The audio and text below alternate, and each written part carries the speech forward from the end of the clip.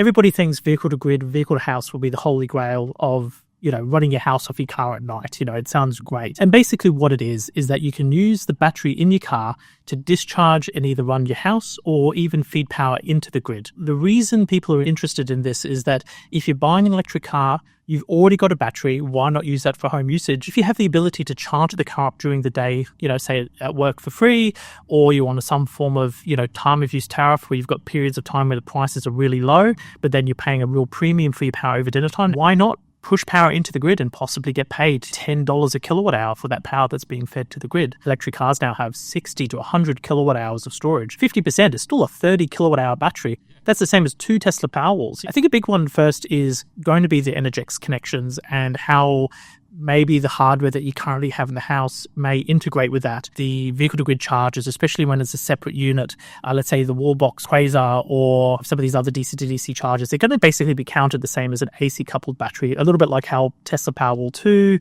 or, let's say, the Franklin batteries in Queensland on single phase, you can have up to 10 kilowatts of inverter for your solar and up to 10 kilowatts of inverter for your AC-coupled battery. AC is the little plug that you've got at home, the smaller plug that you've got. Yep. And DC is when you fast charge on the side of the road. And the big difference between the two is when you're charging on the AC plug, the inverter built into the car is what's actually doing that conversion to charge the battery. But when you're connecting through the DC plug, which is the high voltage plug, the power is being fed directly to that high voltage battery. It looks like most companies are moving towards this DC connection because, in theory, it should work with any of the manufacturers. Whereas if you're doing an AC connection, then you need to have the onboard inverter in the car be able to do that two-way charging.